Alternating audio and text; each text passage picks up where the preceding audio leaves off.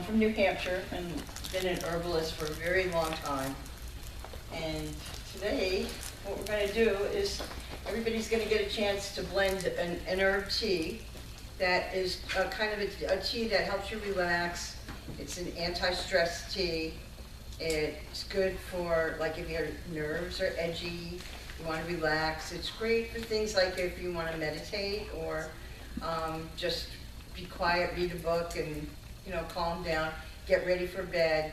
It's really a tea that's perfect for at night. Have a cup maybe after supper or an hour before bed. It's not a tea, definitely not a tea to drink in the morning and try to drive to work and rush off and work. It's not a good, that wouldn't be good, because it's going to calm you down, it's going to make you relax, and it might make some people a little sleepy too. So it's not a good tea to drink when you're going off to work, but it's perfect for in the evening. It's not strong. The herbs aren't real strong. You could make them strong by making them into tinctures, but we're just going to make it into a regular infusion where you would pour it over, take a tablespoon of the tea and pour boiling water over it in a cup and make a cup of tea. Now, it definitely is not a substitute for any medications that your doctor would give you. So if you are on blood pressure medicine, or if you're on antidepressants, or anything like blood pressure prescriptions for pain, for example, you wouldn't substitute this for it. You would take what your doctor wants you to take. The herbs that are in this combination are mild and safe to use. There are a few exceptions, and I'm going to go over those right now, so listen carefully. If you're taking prescription medicine for anxiety or depression, speak with your doctor before using any herbal preparations, always, okay? Because, for example, lemon balm, right here, for most people it's not going to make any difference, but every once in a while, there have been cases where lemon balm, if you're on barbiturates for pain, might make them more intense, and that might not be a good thing, okay? The other thing is passion flower, this one right here. You can't take any antidepressants. If you're on, psych meds or antidepressants, you shouldn't take this herb with it. Again, it may make it feel stronger. It could make you sleep, dizzy or something like that. And the other one is chamomile. This one is if you're allergic to anything in the aster family, you shouldn't take chamomile. Most people can take it, but every once in a while there's somebody who can't take it because they're allergic to asters. Or ragweed family. Or what? Or ragweed family. Or ragweed, yeah. The other thing is peppermint, okay? I don't have any trouble with peppermint, and I have acid reflux. But some people, there's the peppermint. Some people, if they have really bad acid reflux, peppermint might bother them a little bit. So, it's just that you never know, because everybody's different. But in general, they're pretty safe herbs. Like I said, the only thing I'm really concerned about is that if you have a prescription for antidepressants, just don't take the 2 jars here with the yellow labels on the top. Those are the warnings you have on the top of the jar. Don't take it. Just eliminate that. When you're coming through and you're making your tea, just don't use that. Just go to the next one and put it in the tea. The other thing is, if you're pregnant or nursing, never ever take anything without your doctor's permission, or your midwife, or whoever's taking care of you, because, like I said, everybody's different, and it's not a good idea to take it if you've never, especially if you've never used herbs before. It's not a good time to take it up is when you're pregnant. The other thing is, okay, this is for adults, not for children. Now, I make a tea with some of these herbs for my children, but you would take out the skullcap and the passion flower. Those are too strong for kids, for little kids. If you're over 12, it's fine. Some kids don't like peppermint because they just don't like the taste of peppermint. It's a little bit strong flavored.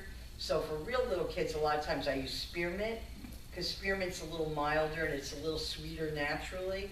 So that you could substitute spearmint for peppermint for like a 5-year-old or a 4-year-old. My granddaughter is raised on it, so she loves peppermint. She doesn't care.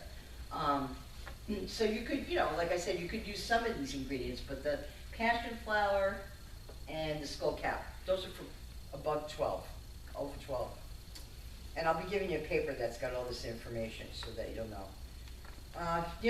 Everybody always tells you that stress is bad for you, but sometimes you don't really know why. I mean, stress is a killer, and the reason why is because it changes your body chemistry. So what you want to do is you want to stay more in a relaxed state whenever possible.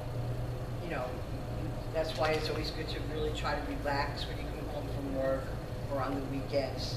Do some kind of physical activity that's uplifting or good for your body. And the reasons are because it does good things for your body. When your psyche is really relaxed,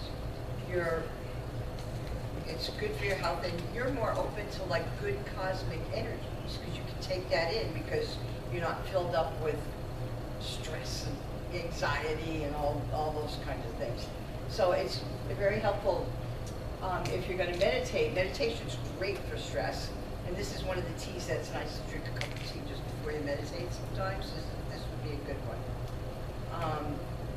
Your heart rate and your blood pressure are reduced when your stress is reduced. That's always a good thing. The heart beats more effectively, so it's easier for your heart to pump your blood when you're not stressed. Blood is shunted towards your internal organs, especially your digestive system, so your digestion improves, which is very good. Because if your digestion improves, you won't get upset stomachs, you won't get heartburn.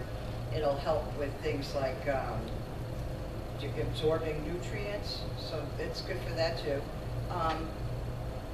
Now some herbs will break you out in a sweat, like that's why some herbs they tell you to, like yarrow to drink for a fever.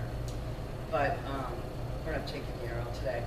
But it generally, if you're relaxed and you drink an herb tea that relaxes you, sweat production will decrease because you'll be calmer, your heart rate will slow down a little bit.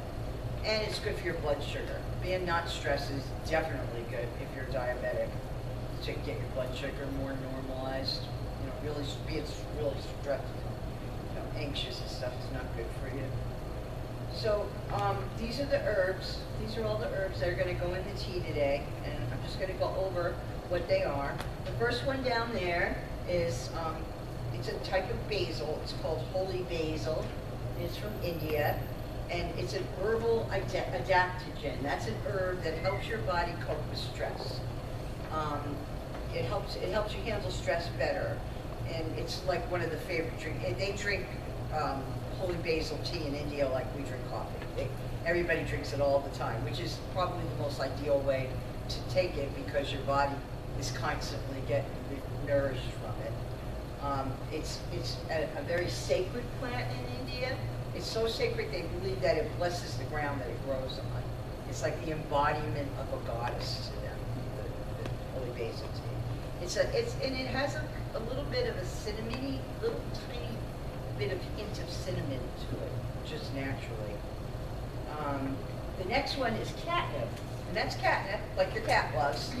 But it's, catnip makes your cat go crazy and get all wired up, and then they pass out. In humans, what it does is it's really good for your stomach. It helps your digestive system. It's great for colic. It's good for indigestion. It's good for headaches. Good for insomnia. It's good for muscle spasms and cramps. The only thing is with this tea, don't leave the cup of tea alone on the table with Kitty. Kitty's gonna love this tea. He's liable to burn himself knocking a hot tea over, if you make it hot. I know my cat always loves me after I drink catnip tea. She loves to come up and kiss me, And she's like, knowing there's catnip there somewhere. Chamomile, the next one. Chamomile is actually the flowering tops of, this is German chamomile. And they're little, they look like little tiny miniature daisies. It's a really cute plant. And it has this kind of scent of strawberries, apple strawberry scent to it. It's a good digestive aid. It's very good anti-spasmodic. It's analgesic. It's calming to the nerves. It's great for stomach aches, upset stomachs.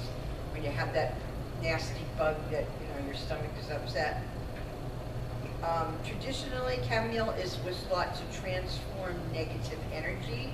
Any plant that had gold in it, and this has a little golden center, they felt that was part of why the plant would transfer negative energy, and it was an herb of purification. So it's a really nice herb tea to drink before ritual. I really like to have a little chamomile tea in the daytime before I have ritual, go to ritual.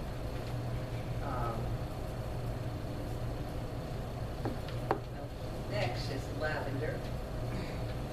Now lavender, everybody knows what lavender is. It's in your soap, it's in hand creams and skin creams, and it's like a very popular scent that almost everybody has smelled lavender. It's actually the little tiny flowers of the lavender plant. But it's also a natural antidepressant. Most people don't realize that.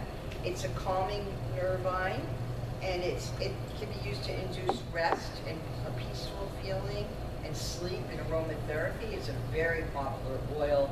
Put a little bit on your temples to calm you down. They put it in baby lotion and baby shampoo. Oil helps with scarring from cuts and burns. So the tea is very good for you, and it's great when you just want to relax. Next to it is passion flower. And passion flower is from like Mexico and South America. It's the flowering tops of the passion flower plant, and it's used to settle edgy nerves. It's a very good nervine. It's really anti-anxiety. It's good. It does in medicine. They use it sometimes to help restless leg syndrome, which if anybody has it, it's a horrible thing. And you go to bed at night, your legs are flopping around. So it's helped people with that. It's good for nerve pain such as neuralgia, and a lot of herbalists will recommend it for the viral infection of shingles, to help with the pain of shingles. It's an antispasmodic, and people with Parkinson's disease sometimes get relief from passion flower. And usually, now, if you have a medical problem like that, it would be something you should go to like a clinical herbalist and discuss that with them, because you need to know what dosage. And they might suggest you go on a tincture so it would be stronger. But it's also relieves nausea and vomiting for people suffering from withdrawals from addictive drugs, which is a really good thing. So, like I said, if you are under the care of a doctor, this herb, you should know, can increase the effects of alcohol, of psychoactive drugs such as sedatives and tranquilizers, and do not take it with MAO inhibitors, which are a type of antidepressants, and it's not for children under 12. So if you have any concerns about that, if you're on any kind of medication for that, then just don't include that in your tea today. Just don't take that one. And it's got a little yellow sticker on the top to warn you about it, okay? Peppermint is the next one. Peppermint is mints and everything, toothpaste, I'm sure you've all had peppermint candies and stuff like that. But it's also good for indigestion and motion sickness. It's antispasmodic. It eases gas and heartburn and cramping. It's good for nausea and vomiting. And it even kills the microorganisms that cause food poisoning.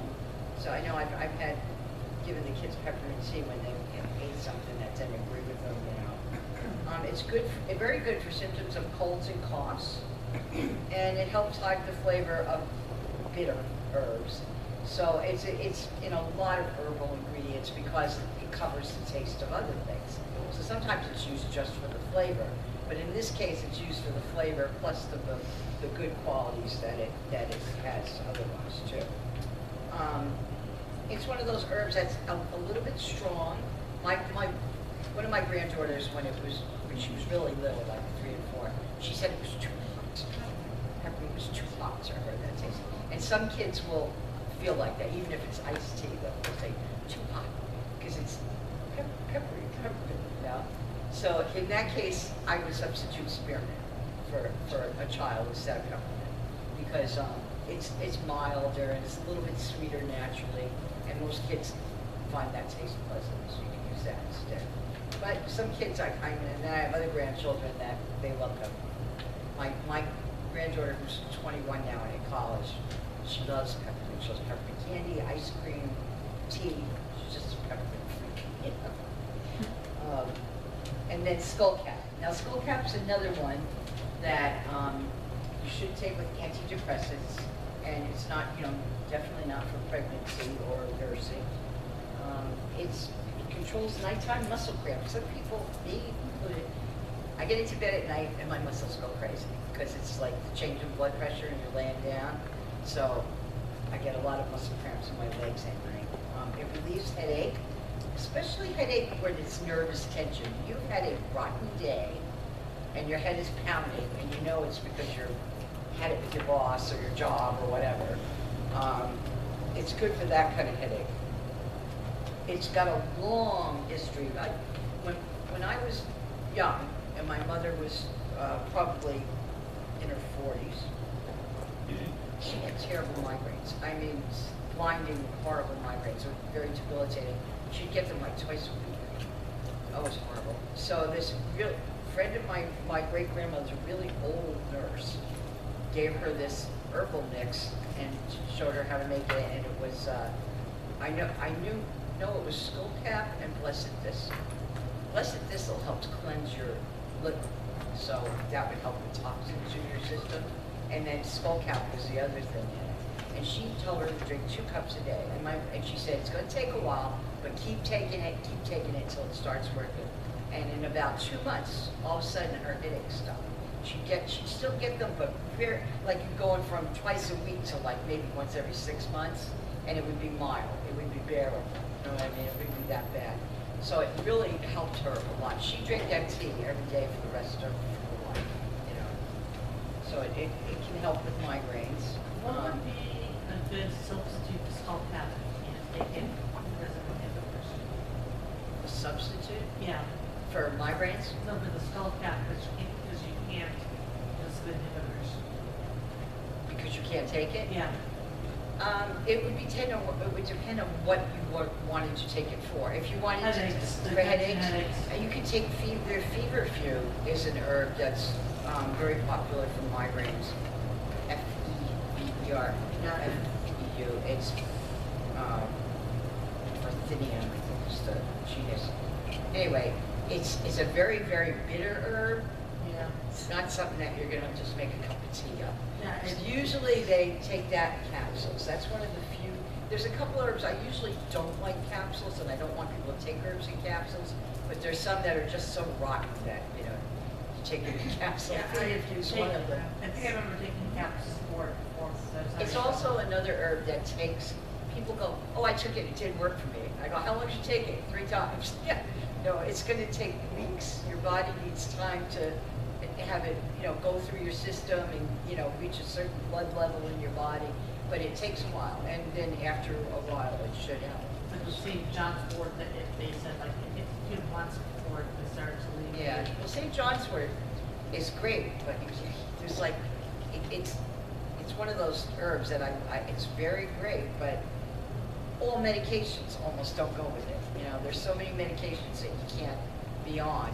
And so you really would need to see like a really clinical herbalist specialist to use St. John's wort if you're on tranquilizers or heart medication or something like that. It's kind of tricky, Although tea is less benign than tinctures. If you're going to try something out, it's good to try out a couple of tablespoons of the tea first and see how you react to it, A lot of times, I tell people, well, never take the full dose. They put you to suggested tincture, try half the dose and work your way up, you know, because then you're going to see if you're going to react. So the last thing, and traditionally skullcap was considered a very magical herb of peace, which I always love it because, you know, the old wives' tales and stuff. Well, yes, it's an herb of peace because it calms you down. So there's like a lot of truth to those old wives' tales. Never discount the old wives, ever. So the last one is stevia. And stevia is an herb, and you would grow it as an annual in our climate because we have horrible winters, so it would die. But, and I brought it in and wintered it over in a pot. But it will grow like, you know, it can get this big in good soil in one summer, and I just hang it out and dry it, you know, and then crumble it up, and this is what you end up with. So it's super sweet. I mean, it's like way sweeter than sugar, even, okay? Commercially, if you go on Amazon, you can buy organic stevia, and, you know, Americans are like really freaked out by leaves, okay? So a lot of Americans are so uptight, they would never take an herb. So what they do commercially is they extract the stevia, and then they get it into this powder so it looks like sugar. Or, I don't think it looks like sugar because it comes with this spoon. But it's because it's so sweet, you only literally take that much when it's that strong an extract in a cup of tea, you know? So that's what it looks like if you order it from Amazon. It's like $10 and this will last you 2 months. It's great, you know? And it's the stuff in the supermarket is cut with all kinds of terrible things like baby laxative. So you don't really want to take the stuff from the supermarket. You want to get this because it's organic. But meanwhile, this is the actual raw, you know, dried herb that's been cut up. And if you're going to use it as a sweetener in herb tea, it's perfectly good to use like this because you're going to strain the tea, and then the leaves will all come out when you strain it, you know. So what we're going to do is today, you're going to have you mix a tea, and I've made it real easy for you because the spoon in front of the jar is how much you're going to take out. So you don't even have to worry about measurements. You just and you only need to do a level spoonful. You don't need to do a big heaping, you know, spoonful. So just like just almost a level teaspoon, maybe a little bit over a level teaspoon. Herbalism isn't like, you know, chemistry. If you put a few more leaves in, it's not going to kill you. Okay? So that there's a spoon in front of each one, and on your paper, I'm going to give you these sheets today. There's a recipe, and this recipe would make I think it's 2, 3, 4, 5, 6, 7, 8, 9, 10, 11, 12, 13 tablespoons, okay? But today we're only going to make half. We're going to make like 7, because I want them to fit in your little cups, okay? But if you were going to, you know, make it up at home, you want to make a bunch of it, this is double that. But you can always cut this in half if you only want to make half, too. So I'm going to have everybody come up and take a cup, and then you're going to go in the jars and take out the exact amount of the spoon in front of it, all right? And I always tell people, I ask them to be polite. Never stick your hand in the jar, because we don't eat your germs into our herb, okay? You don't want to pass your germs to somebody else. Just give it a little shake so that it's tilted. Take your spoon, pull it in, right in the jar, level it off, okay? And that's how you take your herb out. And that way you're not introducing germs into the jar. And then put the lid back on so that the next person can come down. When you get all of the ingredients into your cup, you can come down here and grab a little reusable wooden spoon, because I'll take these back at the end of the day. This is going to be your magic wand. Okay. Really? You're going to mix your herb up. And it's always good to put a little intention. It never hurts to put a little magic in your mix. So while you're thinking, you're gonna be thanking all those plant spirits for helping you to relax and be peaceful and feel better. Mix it up and then put your lid on. And I always tell people, make sure you put the date that you put it, okay? And put either the name of the tea or the name of the herb. In this case, you put Serenity Tea, that will tell you what it is, okay? So that, because you think you'll remember it, and I don't know how many times I've gone back 3 months later and found a jar and went, what is that? and I know, I can taste it and tell, but you know, it's even stumped me. There have been times when I was like, had no idea what it was, because things look alike, you know. So that's what we're gonna do. So you can come on up and grab a cup and start making your tea blend. Go back to your seeds and stir it up good, give it a, and really